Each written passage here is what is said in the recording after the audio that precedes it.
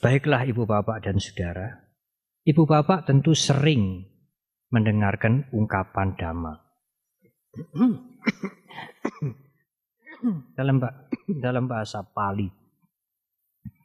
Bahasa Pali adalah bahasa yang sangat tua, satu rumpun dengan bahasa Sanskerta, dan bahasa Pali biasanya digunakan untuk menulis naskah.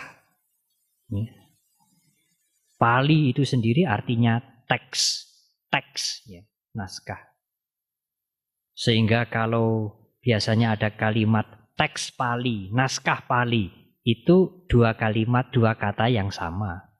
Seperti kita mengucapkan double dua. Ya dua itu double itu dua. Pali itu secara letterlek artinya teks atau naskah. Mengapa bahasa itu disebut Pali? Karena bahasa itu lazim digunakan untuk menulis naskah-naskah. Apakah bukan bahasa pergaulan? Iya, tetapi agak berbeda. Untuk menulis naskah itu lebih sempurna, lebih rinci. Sampai sekarang bahasa itu disebut bahasa naskah, bahasa teks, bahasa Pali. Dalam bahasa Sanskerta, Dhamma disebut Dharma. Dan bahasa Sanskerta atau bahasa Pali, dalam bahasa Sanskerta dan bahasa Pali, tidak ada kata yang artinya begitu kompleks dibandingkan atau selain kata Dhamma atau Dharma. Artinya kata-kata yang lain artinya tidak kompleks. Ibu bapak pernah mendengar kanti, kesabaran, wirya, semangat, dana, sila, moralitas, samadhi dan sebagainya. Tapi kalau menyebutkan kalimat dharma atau dhamma, itu kompleks sekali. Kebenaran juga bisa digunakan untuk menerjemahkan dharma. Dharma atau dhamma itu kebenaran. Tetapi juga kebajikan. Tetapi juga jalan. Ada cara-cara, ada latihan-latihan yang harus kita lakukan, yang harus kita latih untuk mencapai sesuatu. Cara atau jalan atau latihan itu juga disebut dharma atau dhamma. Lalu ada pencapaian yang kita capai. Ketenangan, ketentraman, kehidupan lebih harmoni. Sampai pencerahan, kebijaksanaan, wisdom, sampai kebebasan yang lebih besar, kebebasan yang disertai dengan pengetahuan yang lengkap yang disebut dengan pencerahan sempurna.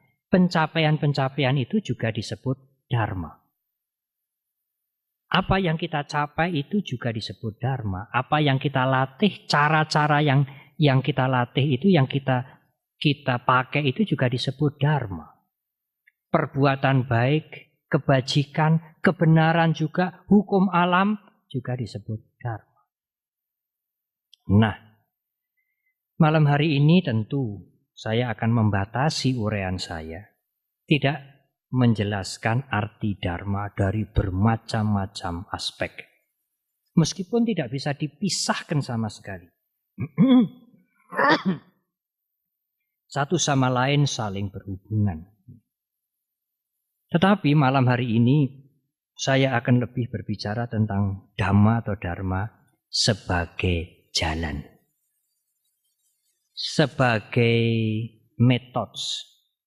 Sebagai cara yang patut. Tentu saya tidak mengatakan harus. Yang patut, yang layak dilatih kalau saudara ingin mencapai kebahagiaan. Memang kebahagiaan ini selalu menarik. Waktu ulang tahun wihara ini yang kedua bulan Maret, kita membuat seminar tentang kebahagiaan. Tetapi saya merasa uraian itu juga masih kurang. Masih kurang. Karena kebahagiaan itu kadang-kadang begitu sulit atau begitu relatif Sampai kadang-kadang kita semua yang mempunyai obsesi hidup bahagia tidak mengerti yang saya harapkan bahagia itu seperti apa. Dan kapan itu bisa tercapai, kadang-kadang kita juga menjadi tidak mengerti. Sehingga orang mengatakan, oh ya bahagia itu kan relatif. Ibu, bapak, dan saudara, saya ingin membuka uraian ini dengan satu hal yang sering saya sampaikan. Beberapa hari yang lalu saya juga diundang dhamma kelas seperti ini di Jakarta. Kalau dhamma kelas di wihara biasanya biasa-biasa, kecuali di Solo ini memang selalu penuh. Ya. Tetapi kalau dhamma kelas di Jakarta itu dibuat di hotel, yang datang banyak. Kemarin ini kira-kira ada 2.000 yang datang. Dapat apa Bante? Hanya dapat aqua. Oh, di sini ada snack ya. Di sana hanya dapat aqua, 1 gelas kecil. Dulu 1 orang 1 botol yang tanggung itu. Karena yang datang banyak, lama-lama jadi 1 gelas kecil. Di Duta Merlin, di tingkat yang paling atas sendiri. Saya mengulangi satu kalimat yang saya cukup senang. Mungkin juga pernah saya sampaikan di Solo, entah di mana. Ibu, bapak, dan saudara, tidak harus, ya, tidak perlu. Kalau ibu bapak berminat tentu silahkan. Tetapi tidak harus. Tidak harus apa? Ibu bapak tidak harus menjadi rohaniwan. Apa pendeta atau biku, biksu. Tidak harus. Itulah kira-kira kalimat yang tepat. Ya. Meskipun kalau ibu bapak berminat dan mau, silahkan. Itu hak semua orang. Tidak harus menjadi ahli agama. Tiap hari membaca buku agama, jelimet. Buku-buku dhamma. Menjadi orang yang sangat agamis. Sebagai umat Buddha khususnya tentu saya punya wewenang berbicara tentang agama umat Buddha. Saya tidak punya wewenang tentu dan tidak etis berbicara tentang umat beragama lain. Umat Buddha tentu tidak perlu kemana-mana lalu pakai pakaian putih-putih, bawa tasbih, apalagi pakai gandul kalung yang gede itu ya, kelihatan Budanya itu. Tidak harus, juga mungkin tidak perlu, karena tasbih, pakaian, aksesoris itu belum tentu membawa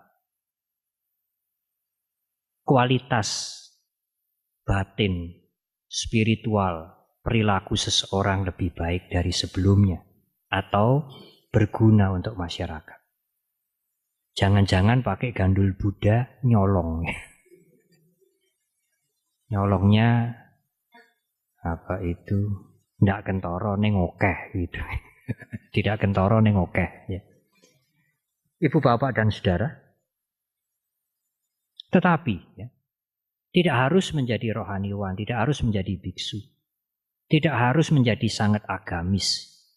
Tidak harus menjadi tiap hari harus belajar buku-buku agama, buku dhamma. Tidak harus membawa tasbih.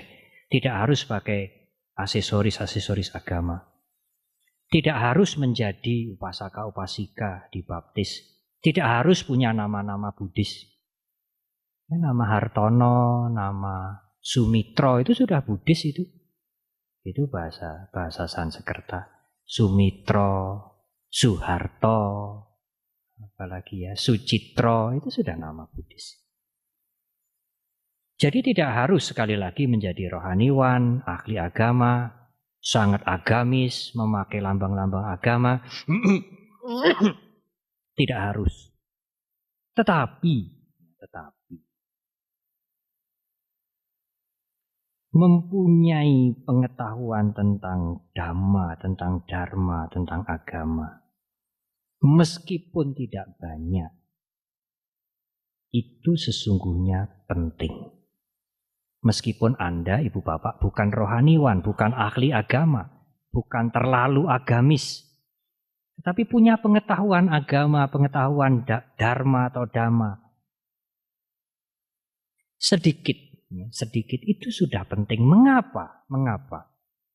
Ada saat-saatnya kita dalam kehidupan ini bertemu, mengalami, atau mungkin bergulat dengan persoalan yang sulit. Problem, masalah-masalah, keluarga, pekerjaan, lingkungan yang sulit. Dan tidak kalah sulitnya persoalan ibu bapak dengan diri ibu bapak sendiri. Mengendalikan emosi, mengendalikan pikiran, keinginan-keinginan yang tahu itu buruk, tetapi sulit untuk dihentikan. Disitulah gunanya kita mengerti dharma atau dhamma. Memang pada waktu kita hidup kita lagi baik, semuanya seolah-olah jalan sesuai dengan harapan kita. Tidak ada yang membuat masalah, tidak terjadi problem, tidak ada hal-hal yang bertentangan dengan keinginan kita. Sepertinya memang dhamma, dharma, pengetahuan-pengetahuan penghidupan, pencerahan sepertinya kita simpan. Tidak berguna, tidak perlu. Belajar dhamma, hadir ke tempat ini membuang waktu. Kan tentu kalau malam hari ini ada makan besar, ada keluarga kami yang pesta, kami datang, bersantai, bercengkrama, bersuka cita, tidak hanya bersukaria, bersuka cita. Kan tentu itu lebih enjoy, lebih menyenangkan, lebih menggairahkan. Ya, pada saat tidak ada masalah yang timbul, tidak ada persoalan yang mengganggu. Tetapi kalau masalah, persoalan yang menimbulkan ketegangan berlarut-larut, saat itulah kita perlu dharma, kita perlu dhamma. Dan kalau kita tidak punya, kita akan kebingungan. Kita bisa memilih jalan-jalan yang kadang-kadang tidak masuk akal.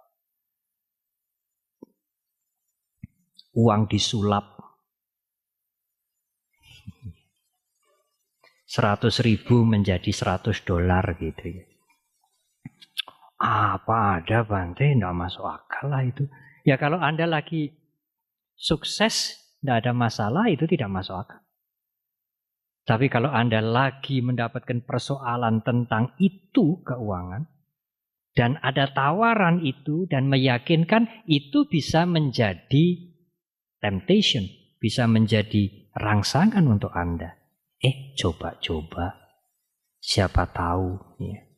100.000, $100. Iya sekali, 2 kali, 3 kali. Kali yang kelima, 5 juta atau 50 juta mungkin bablas. Nah, hal-hal seperti itu menjadi pilihan. Mengapa? Karena tidak ada sesuatu yang saudara pegang untuk mencairkan ruwet itu. Atau saudara mungkin pergi ke seseorang yang dikenal bisa memberikan solusi spontan atau solusi instan. Kita akan selalu ingin ujuk-ujuk. Ujuk-ujuk beres, ujuk-ujuk maju. Nanti bisa ujuk-ujuk sengsara. Itu bisa begitu. Nah, tetapi kalau saudara mempunyai pengetahuan dhamma, pengetahuan dharma, yang saudara dengar, saudara baca, saudara pelajari, meskipun saudara bukan ahli agama, apalagi saudara punya praktek. Bagaimana mengendalikan diri, bagaimana melatih hidup bersabar, bagaimana sedikit bisa bermeditasi. Nah, pada saat-saat kesulitan itu datang, saudara mampu menghadapi dengan tidak perlu menjadi hancur. Bante Giri almarhum pernah memberikan perumpamaan seperti burung tidak seperti buah kelapa. Kalau buah kelapa, buah mangga terkena angin taufan, dia akan jatuh, menghempas ke tanah, kalau kena batu pecah. Tetapi kalau burung tidak pernah burung terhempas dan kepalanya pecah. Begitu dia terhempas dengan angin taufan, begitu dia turun, karena dia punya sayap, dia spontan bisa terbang kembali. Dan sayap kita adalah pengetahuan Dharma. Kalau Dharma itu diganti dengan pengetahuan tentang kehidupan, silakan. Apa toh artinya merek? Saya keberatan itu disebut Dhamma. Bahasa Pali ya Dharma. Dharma itu berbau Buddhis. Ya diganti sajalah. Pengetahuan yang baik, yang berguna untuk kehidupan saya, yang saya bisa menggunakan, silakan. Apa toh artinya merek? Kalau obat itu memang menyembuhkan, tidak diberi label. Kalau memang menyembuhkan dan tepat dengan penyakitnya, obat itu akan menyembuhkan. Meskipun diberi label yang mentereng, kalau obat itu tidak cocok, tentu tidak menyembuhkan. Buddhis tidak terlalu terikat dengan label, dengan simbol-simbol. Tetapi ironisnya, Bante, Buddhis kan terlalu banyak punya simbol. Patungnya saja di atas besar. Apalagi nanti patung yang akan masuk itu marmer. Kemudian bermacam-macam simbol. Oh iya, kami menggunakan simbol-simbol itu untuk mendidik masyarakat. Tetapi kami tidak melekat pada simbol-simbol itu. Tidak ada patung, tidak apa. Kalau orang meditasi itu nggak butuh apa-apa, saudara. Matanya merem. Nggak usah lihat patung, lihat tetek bengek. Nggak usah ada dupa, nggak usah ada sesaji. Baca doa, baca parita juga nggak perlu. Yang diperlukan hanya kesabaran dan keuletan untuk meditasi. Tanpa ongkos, tanpa baptis, tanpa simbol-simbol. Berusaha untuk tidak melekat. Karena sesungguhnya kebahagiaan yang benar kalau saudara mulai tidak melekat. Apapun yang membuat saudara melekat itu bahagia palsu. Mengapa? Karena bahagia yang membuat melekat adalah permulaan dari penderitaan.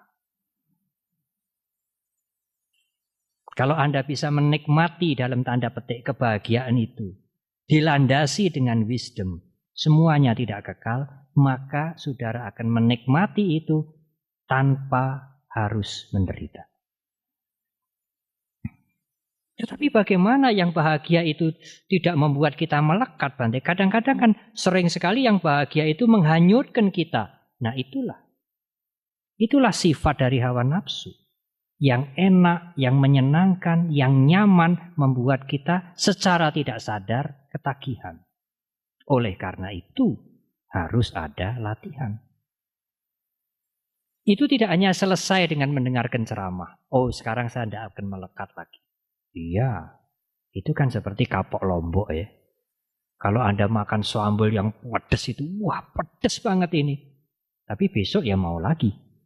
Dan begitu seterusnya. Tidak pernah bosan. Dan itulah hawa nafsu. Sehingga kalau tidak ada sambal, makanan menjadi tidak nikmat kan begitu. Itulah kemelekatan. Masih mending kalau ibu bapak bisa menjaga diri.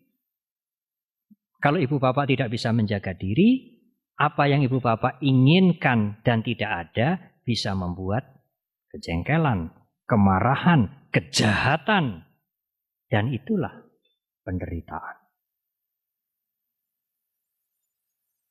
Oleh karena itulah ibu bapak dan saudara-saudara,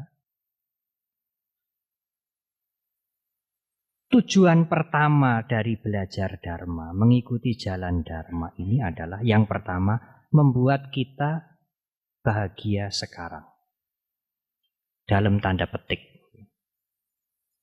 Mengapa Bante mengatakan bahagia sekarang dalam tanda petik? Oh iya, karena apapun yang disebut bahagia tanpa dilandasi dengan pengetahuan, pengertian atau pengetahuan yang benar, sekali lagi itu akan menjadi pangkal penderitaan. Pada waktu saya ceramah di Jakarta, saya contohkan, Anda dulu hanya punya rumah sederhana. Paling lantainya di plester. Tetapi kemudian bisa membeli keramik. Tetapi setelah rumahnya menjadi lebih baik dan karpet murah dan enak juga kalau berjalan di atas karpet, hangat, halus, saudara ingin menutup rumah saudara dengan karpet. Apakah umat Buddha boleh melakukan itu? Yes, boleh. Tidak ada larangan untuk itu. Dulu karpet itu sederhana. Setelah melihat temannya, tetangganya yang lain punya karpet yang lebih empuk, saudara beli yang lebih empuk. Tapi apakah saudara siap? Kalau nanti anaknya tetangga datang ngompol,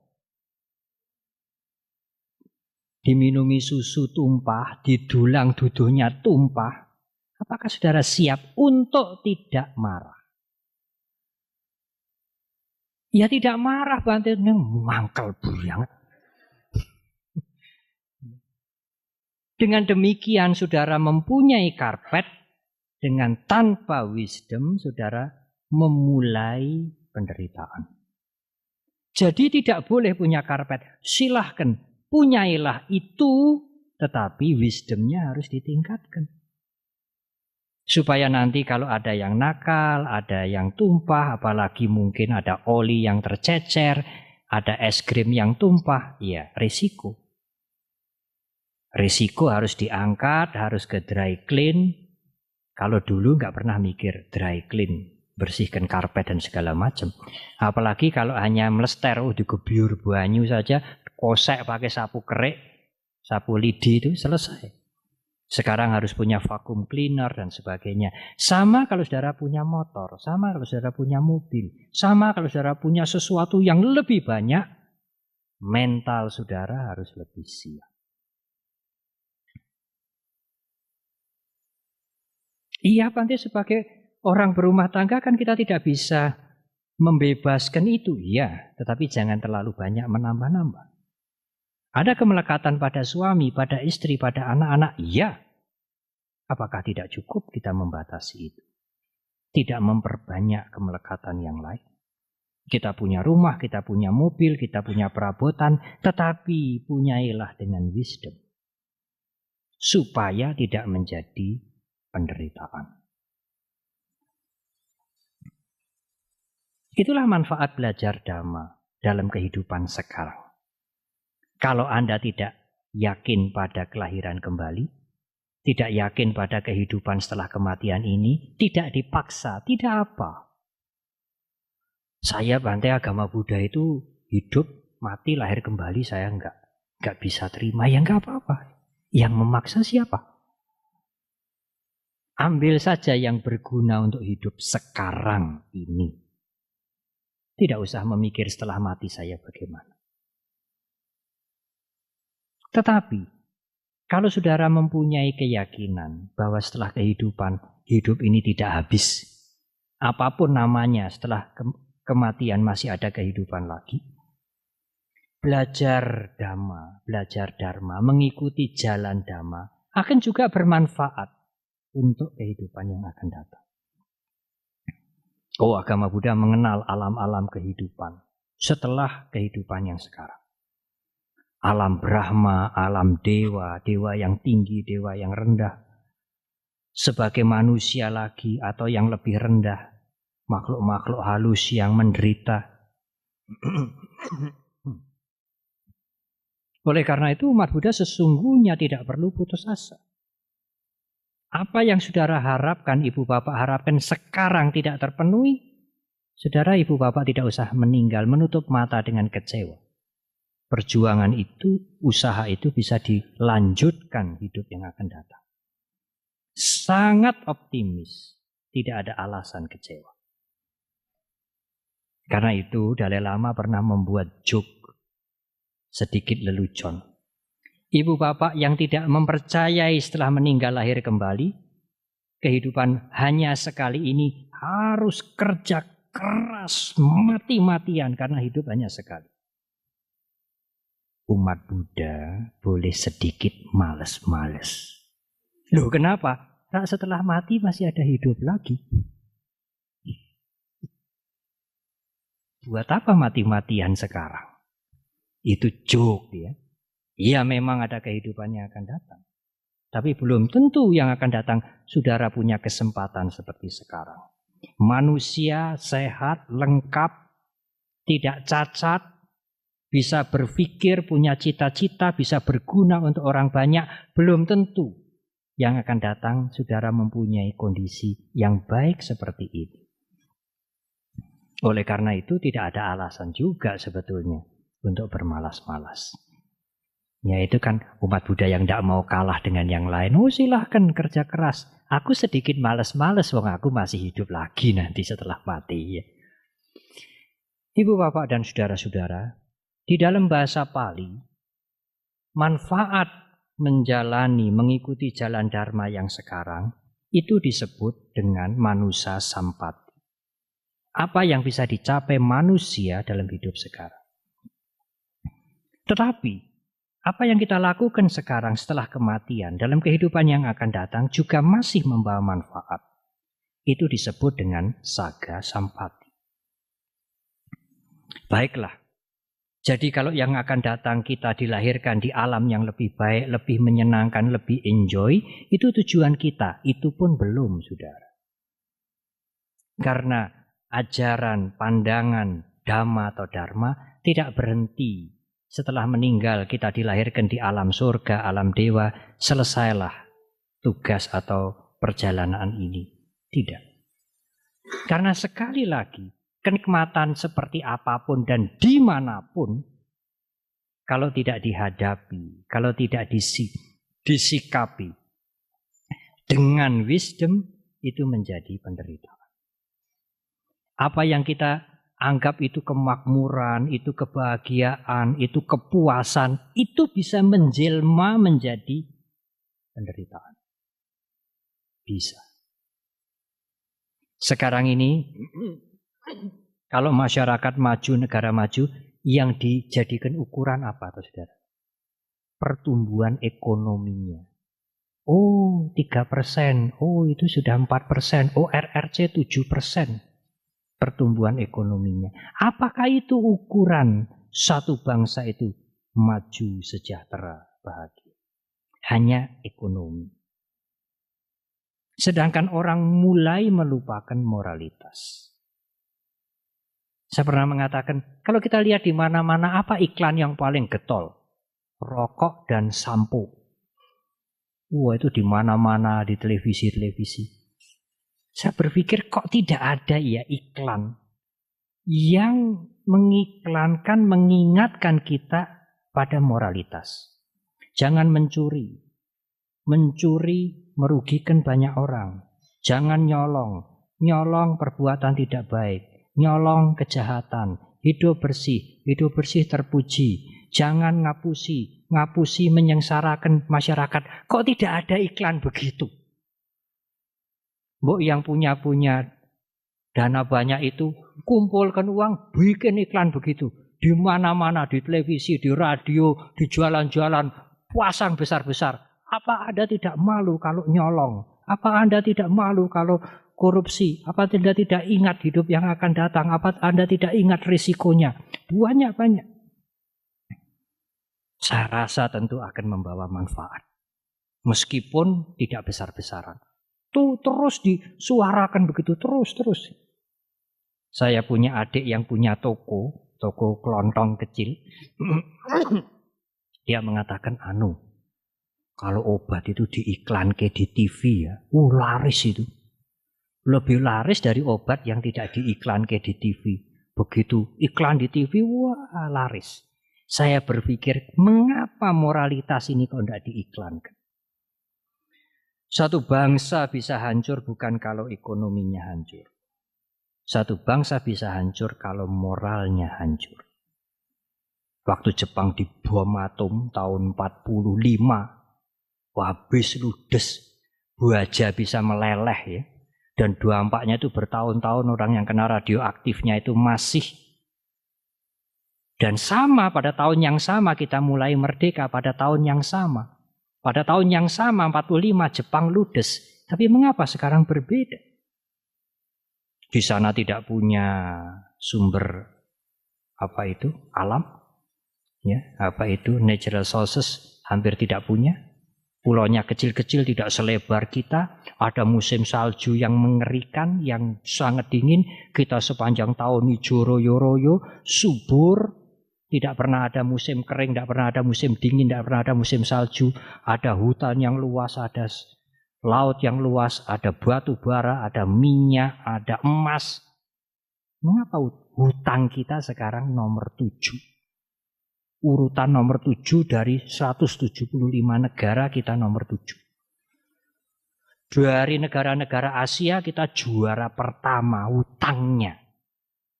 Apa ora kalah dengan Bangladesh, dengan Pakistan. SDM kita, saya kemarin tahun yang lalu mengatakan 112. Kemarin saya diberitahu Mas Narto, sekarang 114 Bante. Masya Allah, 114 saudara. Dalam waktu 1-2 tahun melorot menjadi 114. Sumber daya manusia itu adalah tanggung jawabnya, kejujurannya, keuletannya. Kemudian perilakunya, kreativitasnya, moralitasnya. Kita mudah dihasut, keras kepala, mudah tawuran, tidak menghargai etika hukum. Sampai indikator-indikator itu membuat kualitas kita 114 sekarang. Malaysia 20 sekian, tidak sampai 30. Wah, langkah jauh bedanya. Itu tetangga kita. Dekat dengan kita, jauh tidak berbeda dengan kita. Oleh karena itulah Ibu Bapak dan Saudara-saudara, maka secara garis besar, apa Bante yang harus kita lakukan sekarang?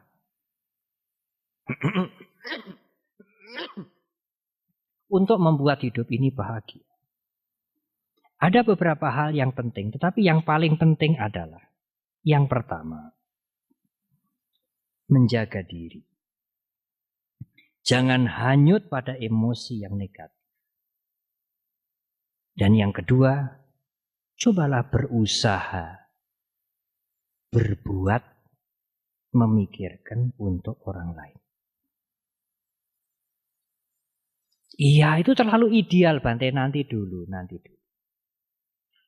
Beberapa waktu yang lalu saya membaca satu buku tentang wisdom bagi pelaku bisnis. Saya membaca jebulane, saudara. Disitulah prinsip Buddhis masuk. Ceritanya sederhana, seperti cerita anak-anak. Tapi di situ ada wisdom yang sangat berharga. Ceritanya itu petani mau motong pohon. Karena dia butuh pohon itu. Pohon itu mengganggu dan dia butuh kayunya. Sebetulnya dia bisa mencari yang agak jauh. Ya. Tidak perlu memotong pohon yang sudah agak besar, yang sudah agak tua itu. Pada waktu mau dipotong, konon katanya ada burung yang datang. Pak, jangan potong dong. Nanti saya sarang di mana? Ini tempat saya bersarang. Saya biasa membuat sarang di sini, anak-anak saya besar di sini, mendapatkan keteduhan di sini. Kalau Anda potong saya di mana? Enggak peduli, dia potong aja. Lalu tiba-tiba ada kadal datang. Tiba-tiba ada binatang yang lain datang. Pak, jangan potong dong. Kalau kamu potong lalu bagaimana? Seperti kiamat. Habis semua rumah saya seperti digusur. Kalau Anda tidak potong apa ruginya sih? Anda bisa mencari kayu di tempat yang lain dengan tidak usah memotong habis. Hanya ambil sedikit-sedikit atau mengambil di tempat yang lain sedikit-sedikit. Petani itu tetap memotong terus. Lalu kucingnya juga datang katanya dari dalam rumah. Pak, jangan potong kan? Kalau potong, ya saya sering bermain di sini, berteduh di sini, mengasah kuku saya di sini. Kalau Anda potong gimana? Saya kehilangan tempat bermain. Tidak peduli petani itu potong. Tetapi Ibu Bapak dan Saudara, pada waktu dia memotong hampir separuh, karena pohon itu meskipun tidak terlalu tua tetapi cukup besar, keluar cairan. Dia lihat, dia jilat manis. Madu. Rupa-rupanya karena sudah agak besar, ada yang lubang, di dalamnya penuh dengan serangga. Penuh dengan tawon madu. Ada madunya. Dilihat, banyak ini. Dia berhenti memotong. Lebih baik ini dibiarkan. Supaya saya bisa mengambil madunya lebih lama. Apa yang Ibu Bapak simak dari cerita ini? Kita selalu self-centeredness. Kita tidak peduli orang lain susah, menderita, tidak peduli. Pokoknya aku butuh. Dia potong pohon itu. Tetapi begitu dia lihat madu, aku ya perlu ini madu. Prasido dipotong. Karena Anda mendapatkan keuntungan dari madu itu. Tapi Anda tidak pernah berpikir untuk yang lain. Dalam buku itu disebutkan, orang dagang pun, apapun yang dia jual, apakah jasa, apakah barang-barang, kalau dia selalu memikirkan, aku harus untung, dia akan bangkrut. Dia tidak akan bisa besar, dia tidak akan bisa maju. Dia harus berpikir, apa yang dibutuhkan oleh masyarakat. Apa yang dibutuhkan oleh pembeli. Aku harus membuat itu untuk pembeli. Dan Anda akan untung. Tapi kalau Anda selalu memikirkan bagaimana aku harus untung tanpa peduli apa yang menjadi kebutuhan masyarakat, Anda akan menjadi pedagang yang tidak baik. Anda akan menjadi pelaku ekonomi yang tidak wise, tidak bijaksana. Saya menyimak cerita ini. Ini kan the Buddhist wisdom, saudara. Berpikir untuk orang lain dulu. Meskipun dalam dunia bisnis, supaya saya mendapatkan keuntungan. Tetapi bukan, aku harus untung dulu dengan mengeruk. Mengeruk. Apa itu? Kekayaan dia mengeruk. Milik dia sebanyak-banyaknya supaya pindah kepadaku. Tidak. Meskipun aku harus menipu, mencuri, memalsu, smuggling. Tidak. Apa yang dia butuhkan. Apa yang dia perlukan. Aku akan menyediakan itu. Karena dengan menyediakan kebutuhan dia, aku akan mendapat manfaat. Itu kan Buddhist wisdom, saudara. Dan buku itu, terkenal sekali dibaca dengan baik oleh banyak orang. Itu Buddhist wisdom. Ada satu hal lagi yang disebutkan. Bagaimana saudara menjadi pemimpin yang baik? Bagaimana saudara menjadi manajer yang baik?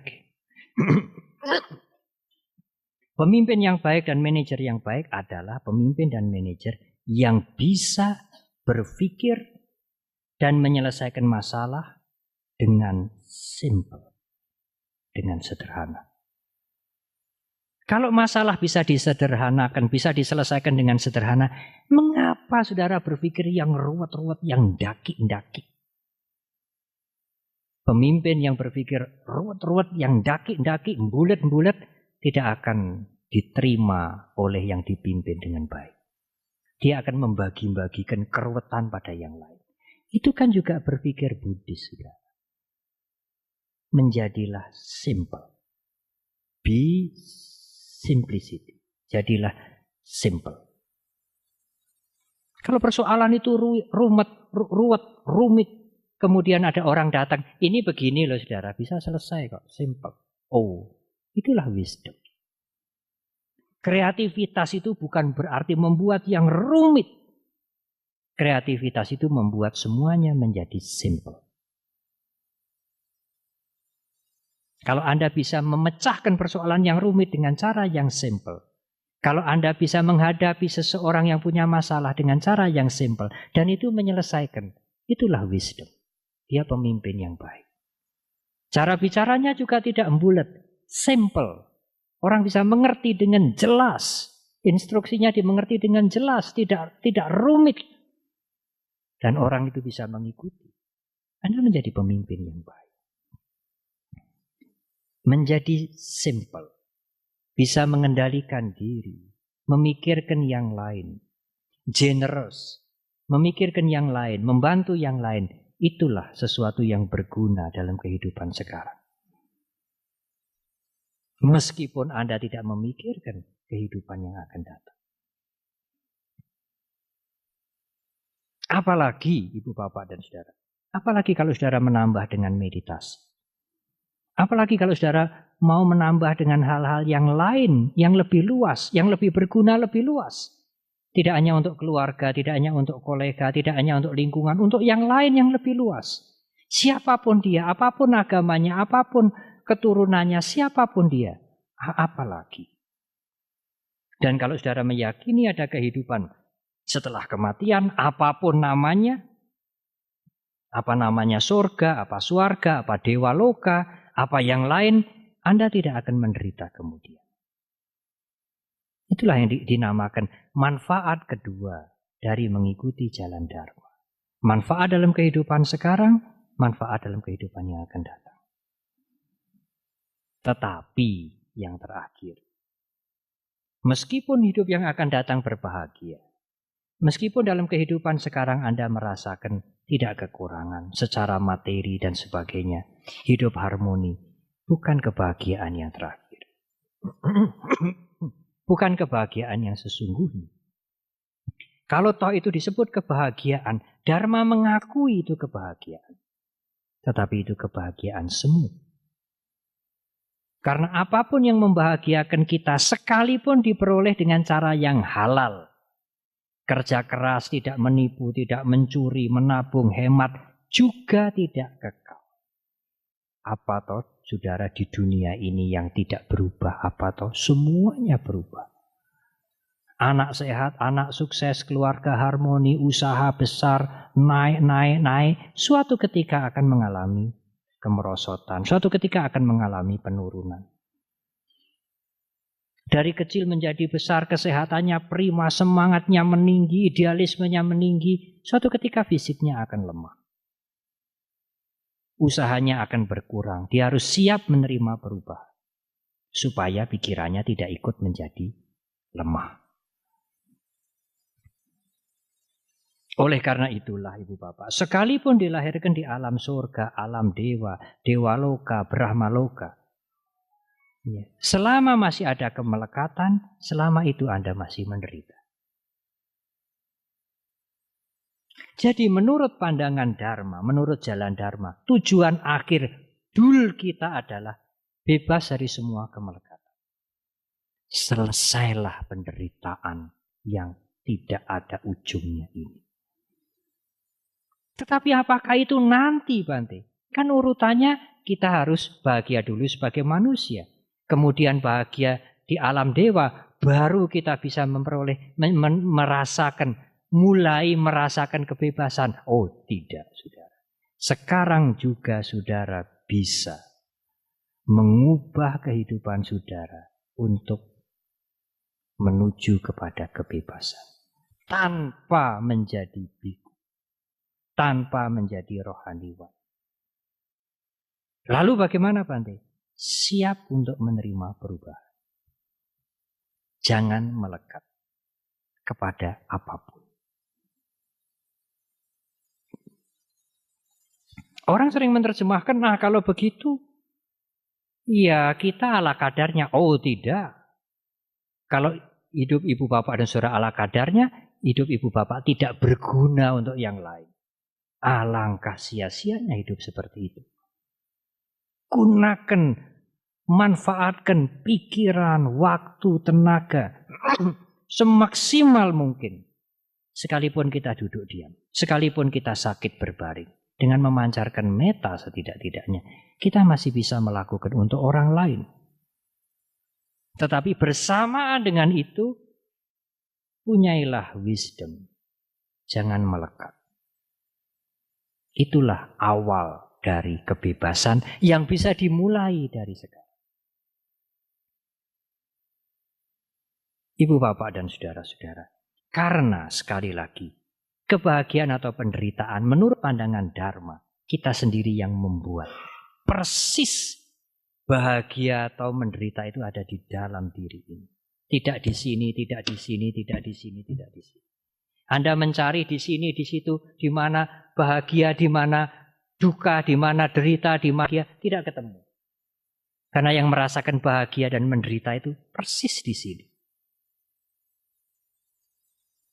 Kalau Anda melihat para biku tidur sederhana, kadang-kadang saya juga bahkan sering, bahkan selalu tidur di bawah dengan karpet, tidak ada bed, tidak ada jok.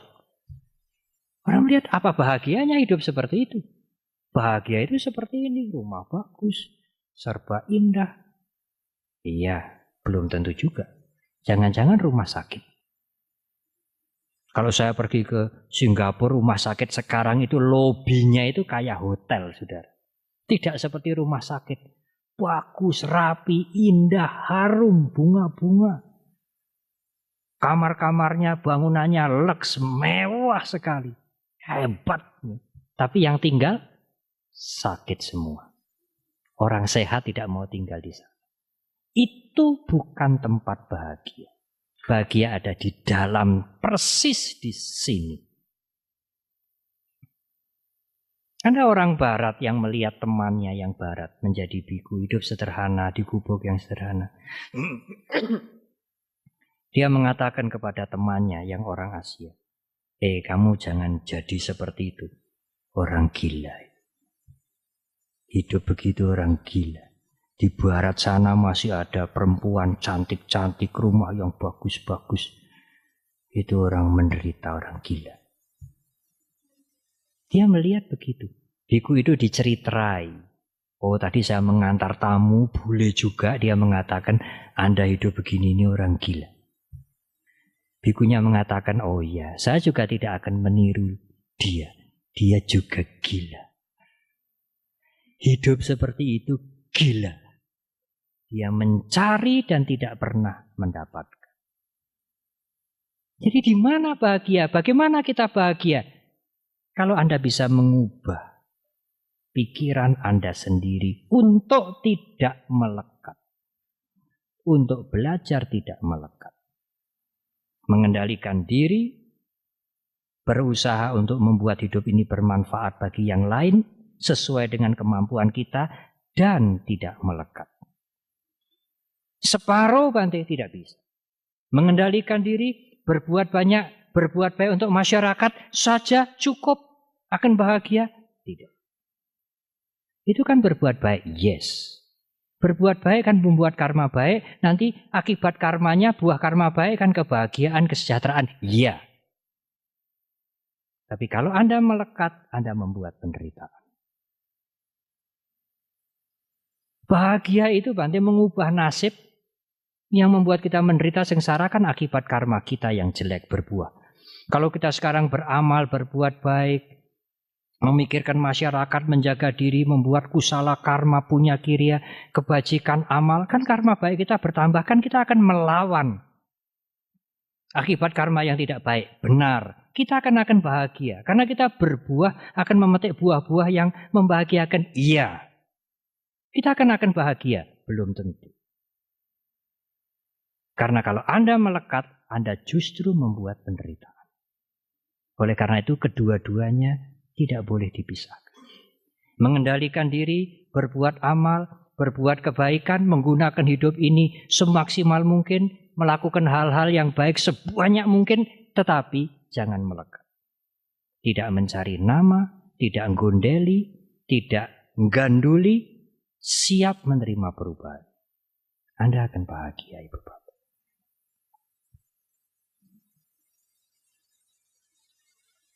Apakah Anda sanggup mengubah yang di dalam? Wong bahagia itu di sini tempatnya dan di sini yang merasakan. Tidak di luar-luar. Kemarin saya baru membaca cerita yang bagus sekali dan sangat Buddhis. Kalau Buddhisnya dibuang dan sangat Dharma. Seorang anak kecil tanya pada ibunya. Ya dia tidak terlalu kecil, sudah SMP lah, mulai SMA. Ibu, caranya membahagiakan orang itu bagaimana?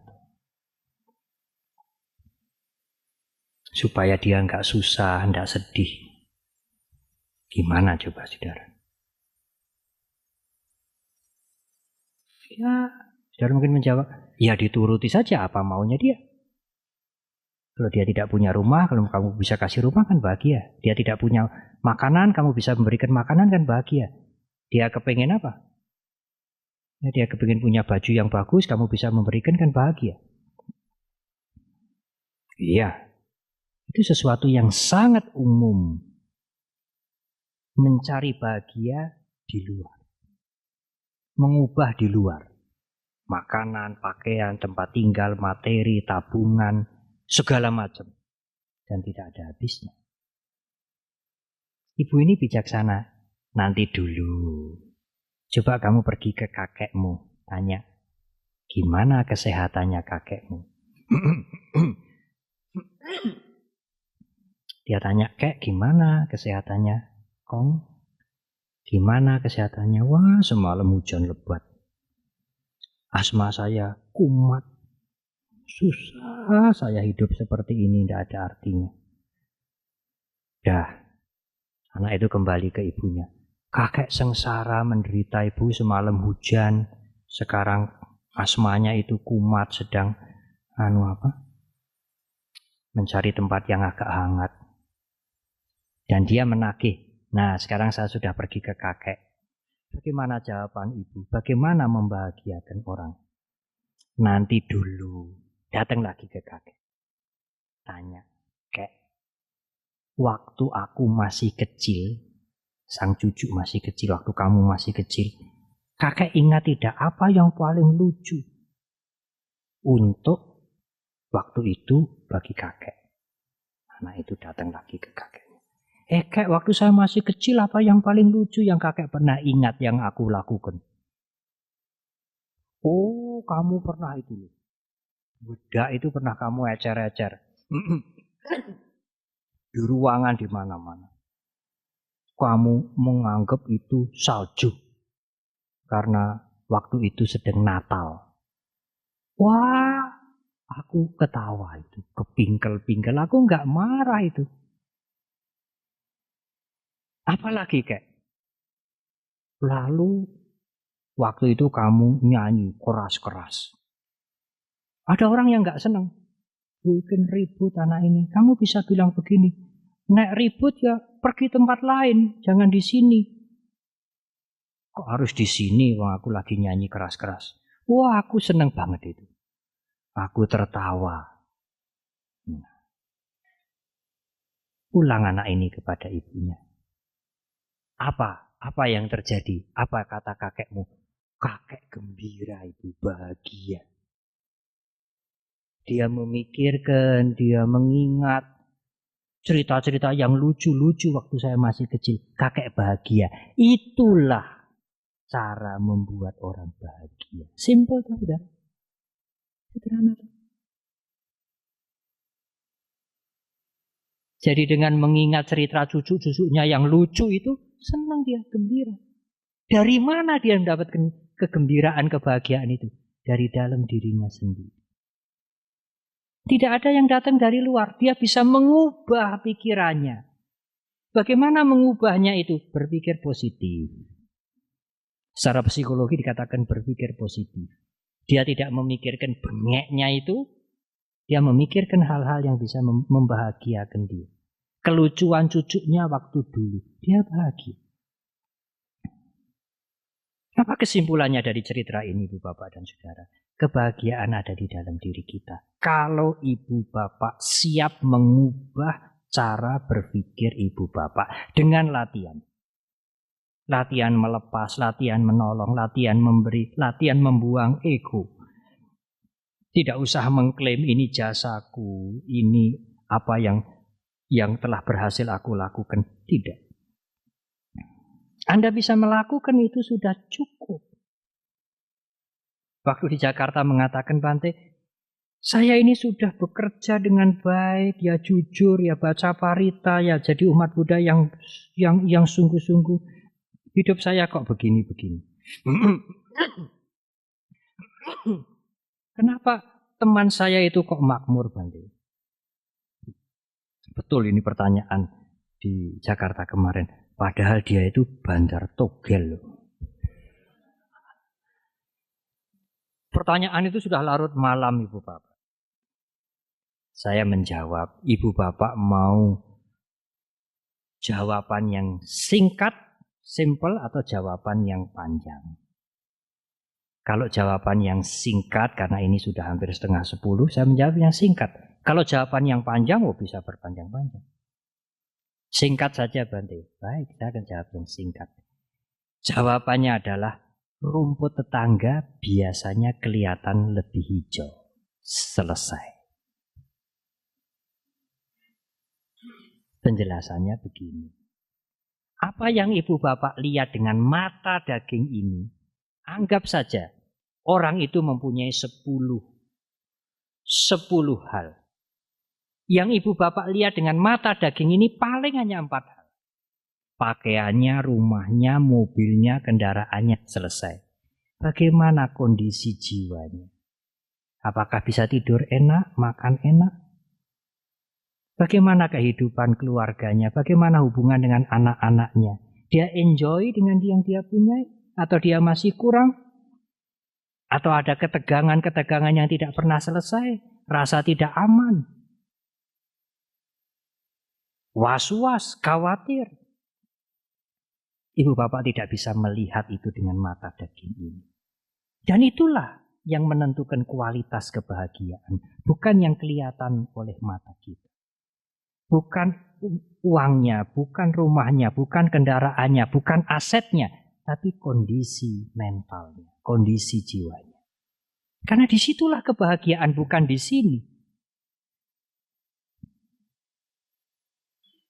Saya mengatakan, Ibu mengatakan saya sudah berbuat baik, saya sudah banyak memberi, banyak berdana, saya meditasi. Apakah itu tidak bahagia? Mengapa Ibu menuntut? Aku kok tidak dapat apa-apa, Bante. Mulai menuntut, mulai menderita. Karena kalau orang menuntut, dia tidak pernah akan puas. Dapat ini yang lebih besar, lebih besar, lebih besar. Kapan batas puas? Tidak. Orang memberi selalu puas. Saya bisa memberi 5.000, saya bisa memberi 1.000, puas. Besok saya memberi tidak harus 1.000 lagi. Besok saya memberi 500, puas. Lusa saya memberi 1.000 lagi, puas. Saya lusa bisa memberi lebih banyak lagi, puas. Bisa memberi plus dan tidak melekat. Alangkah bahagianya hidup seperti ini, Ibu Bapak. Jadi sesungguhnya sambil membawa perubahan yang di luar, ya. Rumah lebih baik, kondisi lebih baik, usaha lebih baik, sambil menumbuhkan wisdom di dalam, Ibu Bapak akan bisa bahagia dalam keadaan yang bagaimanapun. Saya akan menutup uraian ini dengan satu cerita.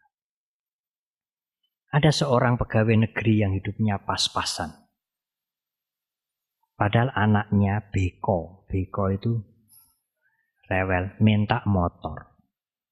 Nah motor sekarang 7 juta toh, paling murah 6 juta. Lah gajinya dia berapa? 300 sampai 400, tidak pernah sampai 500. Dia pergi ke satu guru orang tua yang dia bisa yakini.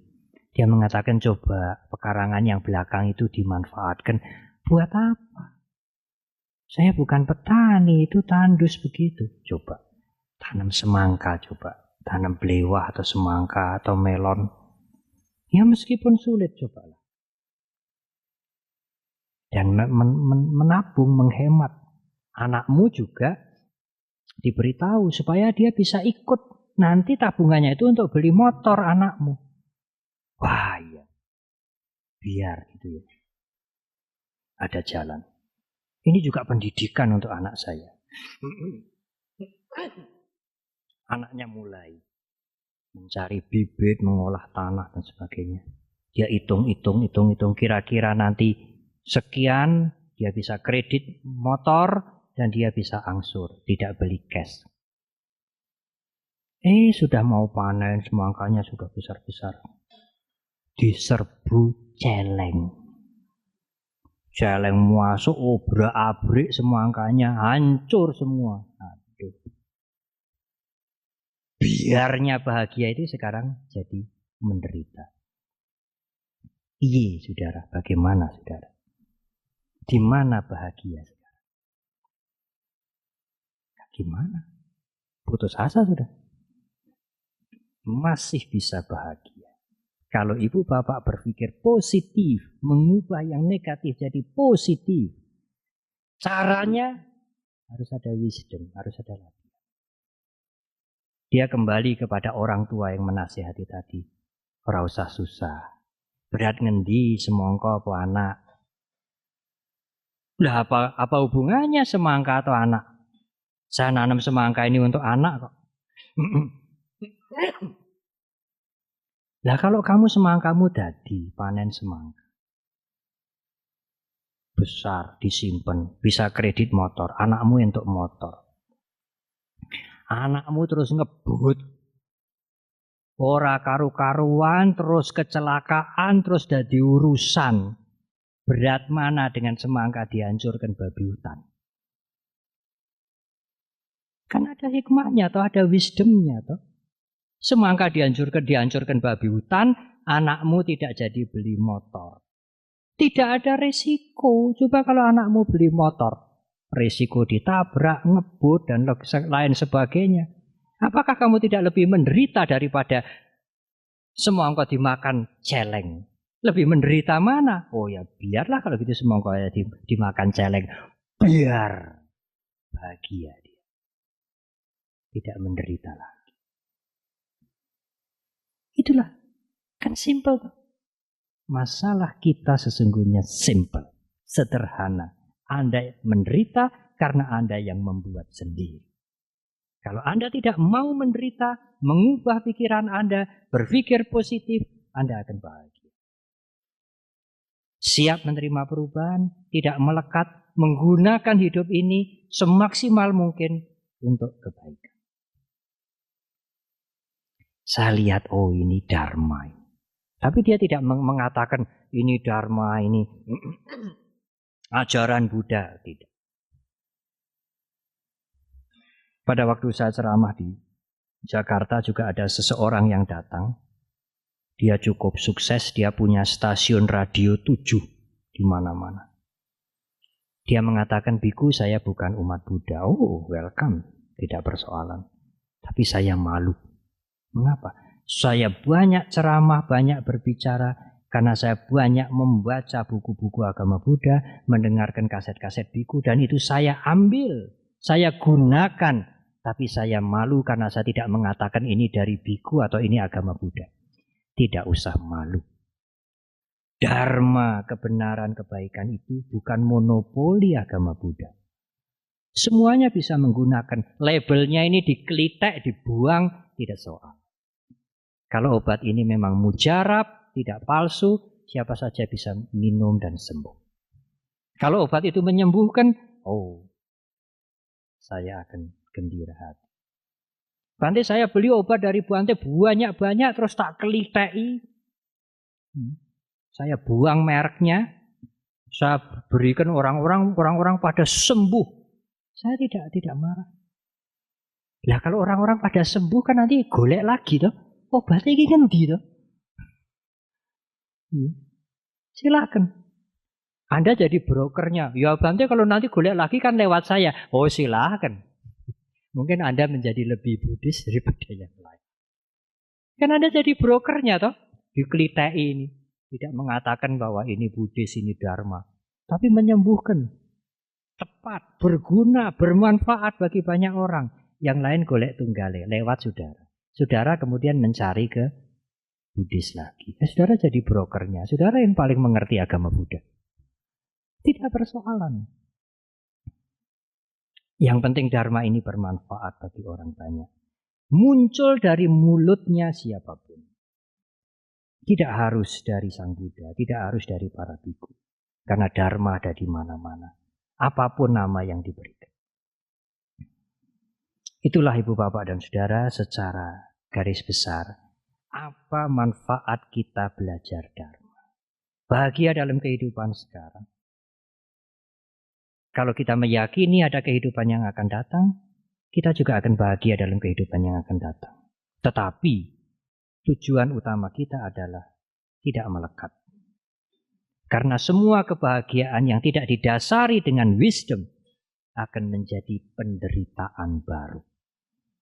Dengan tidak melekat, suatu ketika kita akan mencapai kebebasan. Buddha menamakan paramang sukang, kebahagiaan yang paling tinggi. Kok disebut kebahagiaan, Bante? Hanya untuk ngiming-ngimingi orang aja. Sebab kalau tidak disebut kebahagiaan, nanti saudara tidak ingin menuju ke sana. Tapi janjinya bagaimana, toh Bante, sesungguhnya? Sesungguhnya kalau sudah bebas itu dikatakan susah ya tidak, bahagia ya tidak. Bebas. Saudara lihat 4 kesunyataan mulia. Yang pertama, duka. Penderitaan.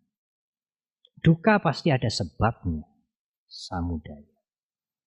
Kalau sebab duka ini dibuang, saudara mendapat apa? Ada penderitaan, pasti ada sebabnya. Sebabnya dibuang, diatasi, saudara dapat apa? Bahagia, Bante? Tidak. Buddha tidak menggunakan kalimat bahagia. Ada duka. Ada sebabnya duka. Duka samudaya. Kalau sebabnya dibuang, lenyaplah duka. Duka nirodha. Beliau tidak menggunakan istilah suka. Karena suka bahagia itu, kalau tidak hati-hati, menjadi awal permulaan dari penderitaan, dari duka. Ada duka, ada penderitaan, ada sebabnya. Duka samudaya.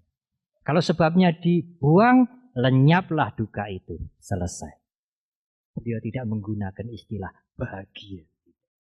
Karena bahagia itu permulaan dari duka yang baru. Nah, itu terlalu filosofis. Tetapi ibu bapak yang banyak belajar dhamma, dengan penjelasan ini akan lebih mengerti lagi.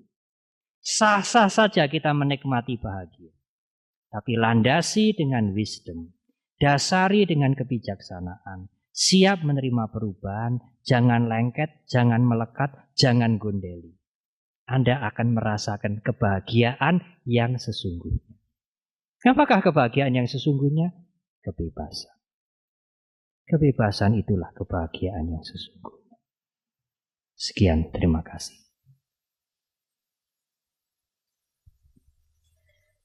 Demikian tadi telah kita dengarkan uraian dhamma dari Yang Mulia Sri Panyawaru. Kalau diibaratkan malam ini dhamma seperti vitamin. Kalau saya boleh meminjam istilah Bante, kami berharap semoga ini juga membuat kita biar semuanya. Barangkali kalau tidak sering. Vitamin itu kadang-kadang harus lama. Baru bisa prima gitu ya. Kalau minum vitamin lalu biar itu wah doping. Multivitamin Bante. Multivitamin. Iya. Dan juga mungkin menjadi semacam trademark atau apa entahlah, kalau kita mendengarkan uraian Bante itu tidak sampai tertawa terpingkal-pingkal, tapi kita senyum simpul begitu. Kemudian di dalamnya kita teruskan dengan renungan begitu. Baiklah, kemudian sekarang kami berikan kesempatan kepada para hadirin untuk bertanya kepada Yang Mulia. Ada 3 penanya dulu ya. Baik, 3 penanya dulu. Kami persilahkan menyebutkan nama, dari mana, dan mohon pertanyaannya singkat dan jelas. Tidak tertawa terpingkal-pingkal, senyum-senyum, dan kadang-kadang senyumnya itu telat. Kalau sudah mikir baru mengerti, baru senyum. Iya, Senyumnya Bante. belakangan. Kami persilahkan.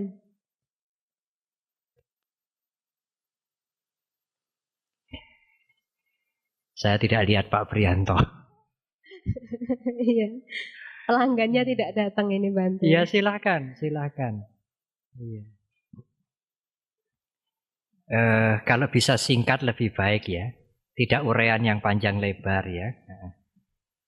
Bagaimana cara membuat supaya kebahagiaan itu tidak melekat? Bagaimana membuat supaya kebahagiaan itu tidak melekat? Ya. Sebentar, saya mau cerita. Saya dalam kehidupan saya sering berusaha untuk berbuat baik supaya orang lain itu tidak menyakiti saya. Tapi kadang orang itu membuat telinga saya itu menjadi merah, tapi saya hanya diam. Menurut saya dalam hidup itu butuh keseimbangan. Kalau saya baik sama dia, dia harus berusaha baik kepada saya.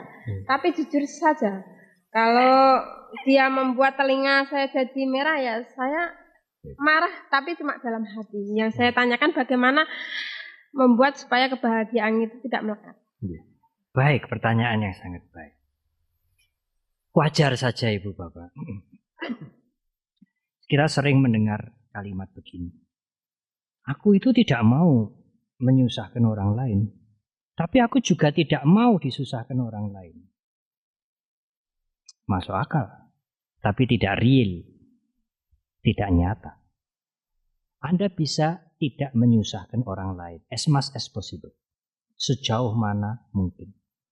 Tetapi kalau Anda menginginkan dunia, lingkungan orang banyak, alam, iklim tidak menyusahkan Anda,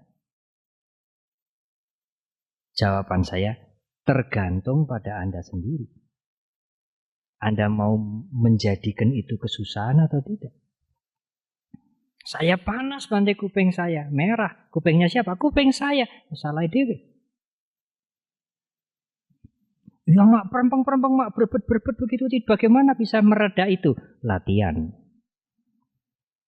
Saya dengarkan ceramah sudah sering-sering, dengarkan khotbah sudah sering-sering. Tapi yang dikhotbahkan itu ora cocok semua. Ya memang. Tidak cocok semua karena Anda tidak latihan.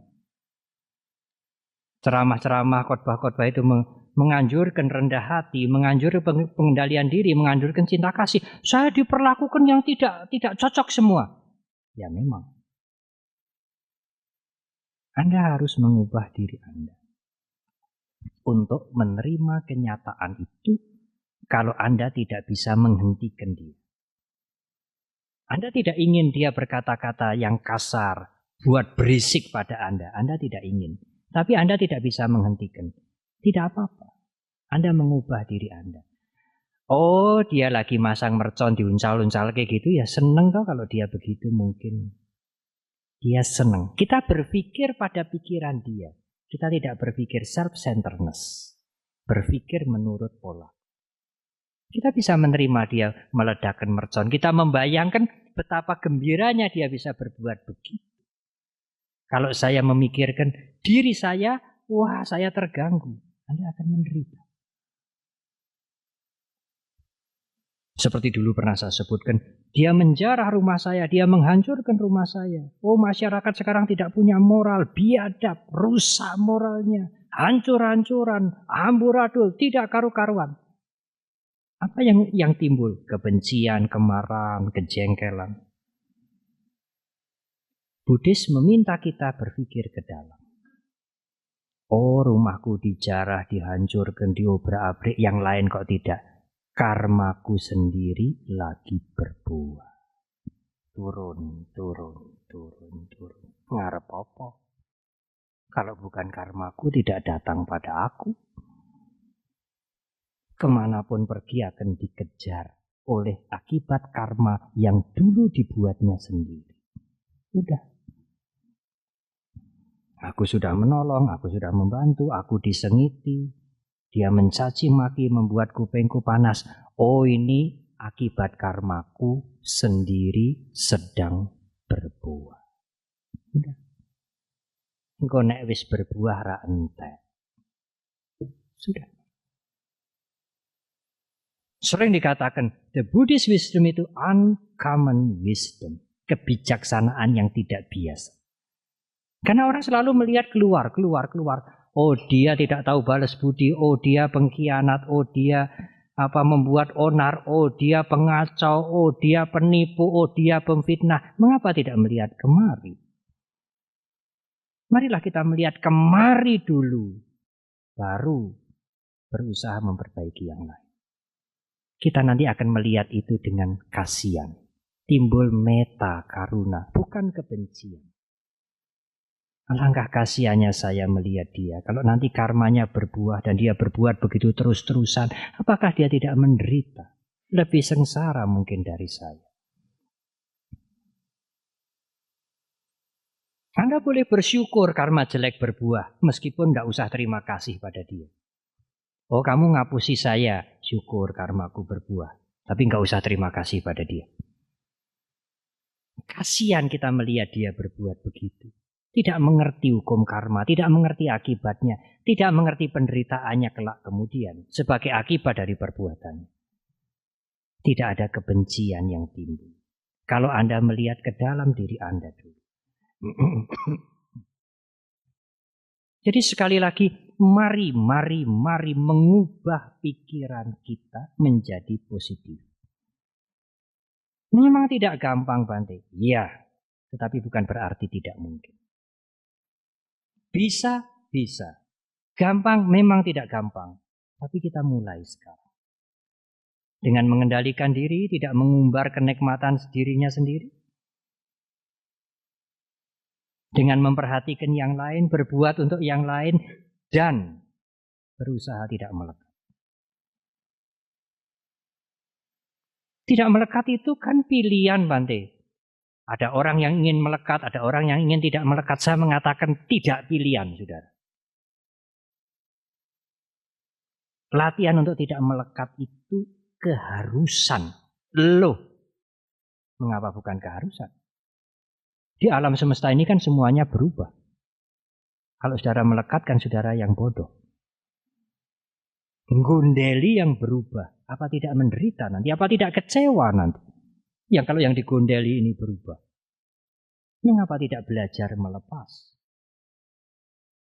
Karena ada hukum perubahan menuntut Anda belajar melepas.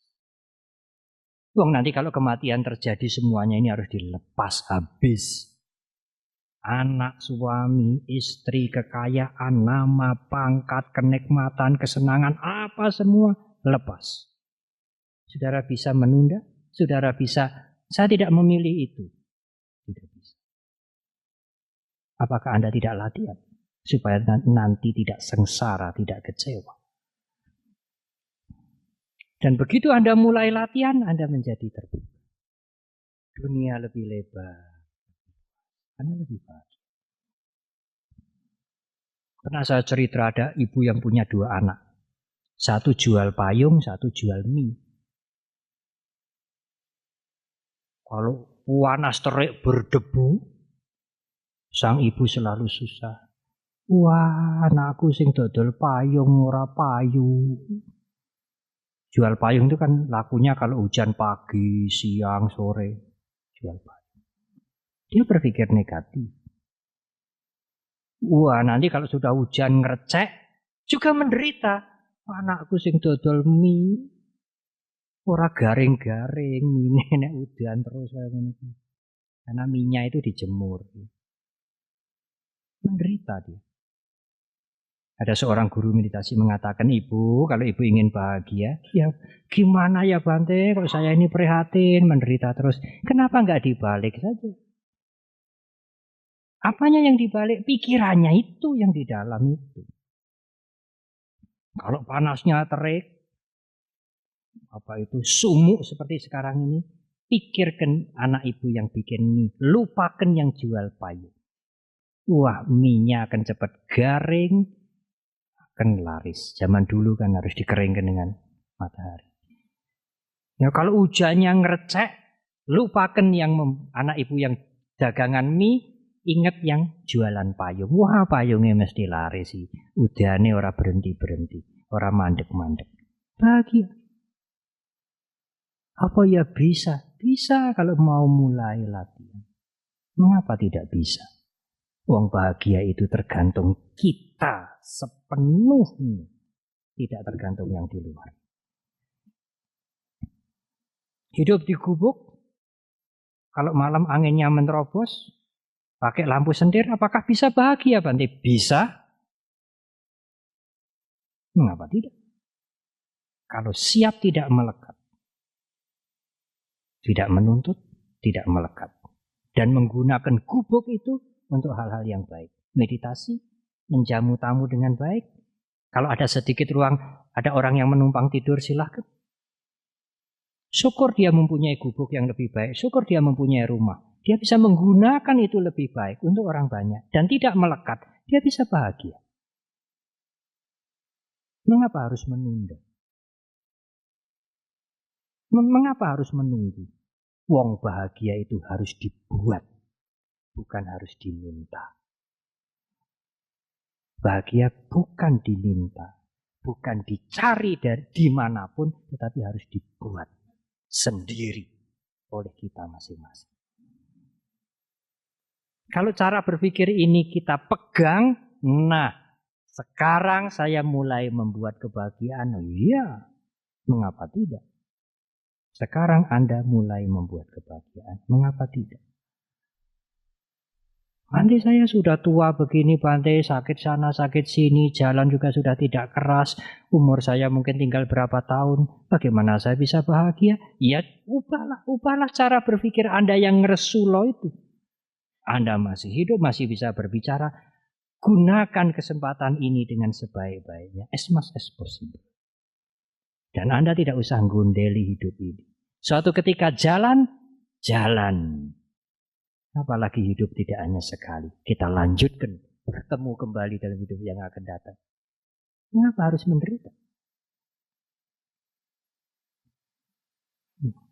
Tidak ada alasan untuk menderita. Tapi ya tidak segampang itu, Bante. Ya memang tidak segampang itu karena kemelekatan, gondeli, lengket, ketagihan. Itulah yang harus dilatih untuk dikurangi dengan mengendalikan diri, dengan memikirkan orang lain, dengan wisdom. Pelan-pelan, pasti bisa. Satu lagi pertanyaan. Silahkan.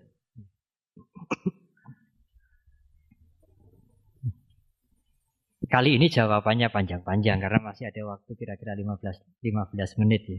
Jawabannya tidak usah pendek. Silahkan. Terima kasih, Bante. Iya. Pertanyaan saya, tolong beri kami batasan sejauh mana memberi seperti yang tadi Bante katakan untuk kita selalu memberi. Memberi itu sampai seberapa jauh yang layak kita berikan. Contoh simpelnya misalnya pada karyawan atau pembantu kita gaji 300.000 atau 1 juta, 5 juta. Kalau kita lihat dia butuh, ayahnya sakit, adiknya sekolah, kakaknya gimana gitu. Makasih. Baik. Memang segala sesuatu itu kalau hanya dipotong sepotong menjadi tidak lengkap.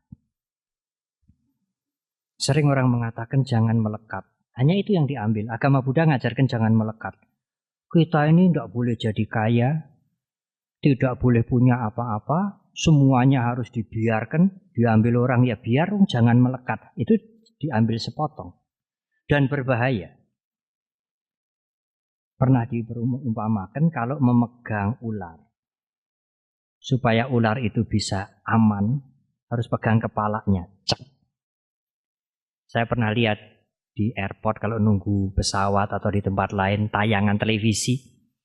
Ya, ular-ular itu meskipun pawangnya itu pertama kali megang ekornya, tapi akhirnya dia pegang kepalanya. Tidak aman pegang ekornya ini. Bisa nyatek nanti, gigit. Pegang kepalanya. Belajar kehidupan, belajar dharma juga harus pegang kepalanya. Kalau kita hanya pegang sepotong menjadi salah menerjemahkan. Nah, sekarang memberi. Kita bisa memberi sebatas, kalau dia bekerja, sebatas kemampuan dia. Dan kita tidak bisa memberi lebih banyak karena kita pun terbatas. Kita beri pengertian pada dia. Pekerjaanmu sekian, kemampuan saya sekian, saya bisa memberikan kamu sekian. Kalau kamu oke, silahkan lanjutkan. Kalau kamu tidak oke, tentu saya tidak keberatan. Kalau kamu mendapatkan majikan yang memberikan gaji lebih besar. Tetapi kalau kamu mempunyai kebutuhan, keinginan, kepentingan lebih banyak, saya harus menuruti, saya tidak bijaksana.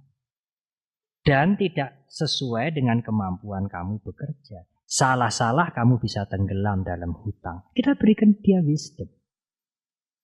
Supaya dia bisa mengendalikan diri. Tidak semaunya dia minta, nyoh. Jangan-jangan menjerumuskan dia. Apakah harus memberi? Tidak harus. Kita tidak harus memberi materi. Kita juga bisa memberi pengertian pada dia. Kalau dia minta, kalau dia butuh, kalau dia hutang, saya tidak bisa memberi. Katanya Bante selalu mengajarkan memberi. Apakah itu bukan kejahatan? Apakah itu bukan sesuatu yang negatif? Tidak. Sekarang apa niat Anda tidak memberi? Karena benci? Karena sesuatu yang lain? Saya tidak memberi karena saya tidak membiasakan dia hutang. Karena gaji dia sudah sepadan dengan kemampuan dia. Karena saya sudah pernah memberi dan banyak. Saya tidak mampu memberi lagi. Sekarang saya akan memberikan dia pengertian. Yang menjadi nilai perbuatan kita berguna atau tidak bukan yang kelihatan, tapi apa motivasi kita. Ada yang tanya kemarin di Jakarta, Bante kalau ada orang hutang, saya tagih dia hanya janji dan kemudian tidak tahu kapan dia harus membayar. Apa yang harus saya lakukan? Sebagai orang yang ingin belajar dan mengerti dan berjalan di jalan Dharma. Saya mengatakan ibu, kalau ada orang hutang, tagihlah. Karena memang dia hutang dan ibu tidak memberi. Tetapi, apa yang penting? Jagalah pikiran ibu, jangan lahir kebencian. Kalau dia hutang, dulu dia perlu. Dengan niat baik ibu membantu. Sekarang dia tidak bisa membayar. Timbul kebencian, ibu yang rugi. Apa benci? Wong dulu tidak punya benci, kok sekarang jadi benci. Jadi tagihlah. Ibu sanggup menagih berapa kali? Saya sudah menagih 5 kali, Bante. Tapi kebencian mulai timbul. Stop saja. Relakan saja. Daripada rusak batin ibu. Pilih mana? Uang kembali tapi rusak batinnya. Marah, benci. Mungkin cari backing. Mungkin ke dukun santet. Santet saja dia. Kalau enggak membayar, bablas. Kejahatan akan timbul. Hancur, rusak mental. Jadi saya relakan saja. Saya masih sabar, Bante. Menagih sampai 17 ya masih sabar saya. Tidak benci. Tidak, Bante. Silakan. Tagih saja terus. Begitu ibu mulai tidak sabar, kemarahan, kebencian muncul, oh stop. Tak relake daripada batinku rusak. Kan begitu. Jadi sekali lagi bagaimana kita memeriksa mental kita. Bante kalau Bante ada orang minta-minta di perempatan-perempatan, memang dia cacat, memang dia tua, memang dia sudah tidak mampu bekerja, Bante ya kasih. Saya kasih apa? Orang duit. Paling saya bilang dengan supirnya, Bud, punya uang receh enggak? Tolonglah kasih. Itu sudah kebaikan untuk saya. Meskipun saya tidak kasih sendiri. Tidak punya Bante. Nah, udahlah. Dalam hati saya ya semoga Anda bahagia. Cukup. Jaga pikiran kita jangan nyebel-nyebeli. Ora enak dideleng isone njaluk-njaluk. Kan kebencian yang timbul. Kita tidak harus memberi dengan materi. Kita bisa memberi pikiran positif. Kalau kita memberi pikiran positif, kita dapat apa? Kita dapat pikiran positif. Setiap Anda melihat anak-anak mengemis, jereng, kebencian, kemarahan, kebencian, kejengkelan. berapa banyak itu kebencian, kejengkelan yang timbul setiap hari. Anda tidak usah memberi, tapi Anda jangan membenci. Ya, semogalah kamu mendapatkan perbaikan hidupmu. Meskipun kita tidak memberi dia. Saya pernah ditanya, mana yang lebih baik, Bante? Kalau ada orang meminta-minta itu. Memberi pikiran baik atau memberi uang? Saya bilang, saudara, dua-duanya baik. Kalau kamu mau kasih uang, kasih aja.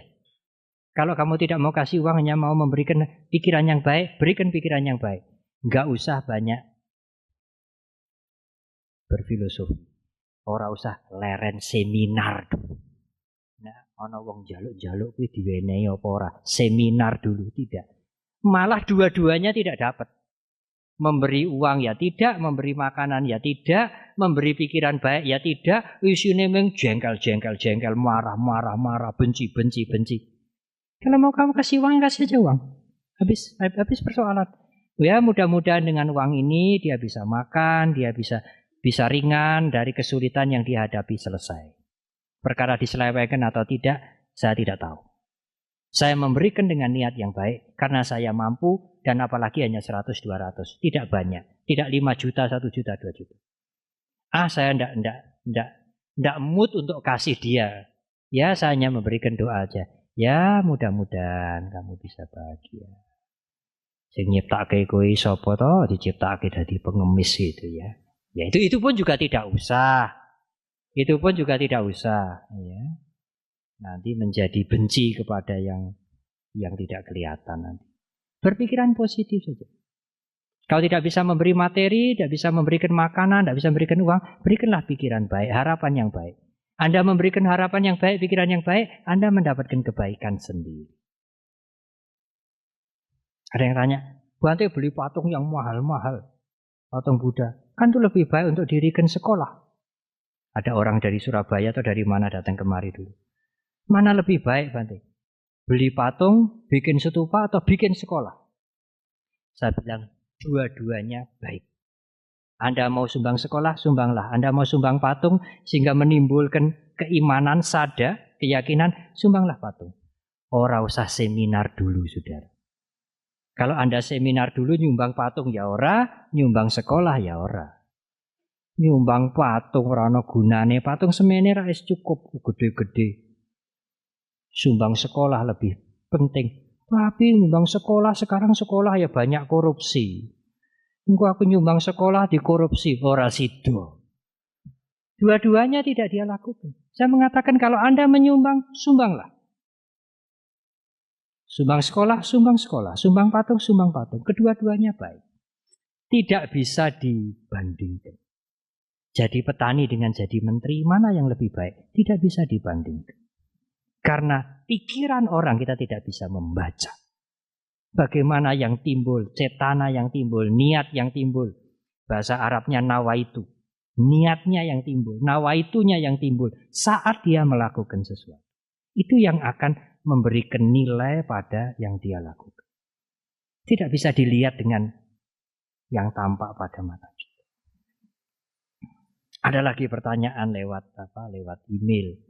Tapi sekarang saya jarang membuka email karena sibuk. Seorang umat yang menikah dengan juragan dari Malaysia. Sekarang ada di Malaysia. Suaminya juga senang meditasi, senang belajar. Sekarang kedudukannya tinggi.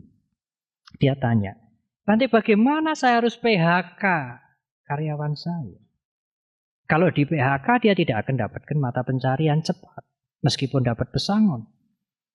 Tapi kalau tidak di PHK itu penyakitnya akan menular pada yang lain-lain. Nanti dikira saya tidak adil. Kesalahan dia tidak ditindak, dibiarkan. Yang lain akan begitu dan akan menuntut. Saya mengatakan kalau memang harus di PHK tidak bisa diperbaiki. Kesalahannya sudah tidak bisa ditoleransi. PHK. Boleh Bante, silahkan dengan pikiran.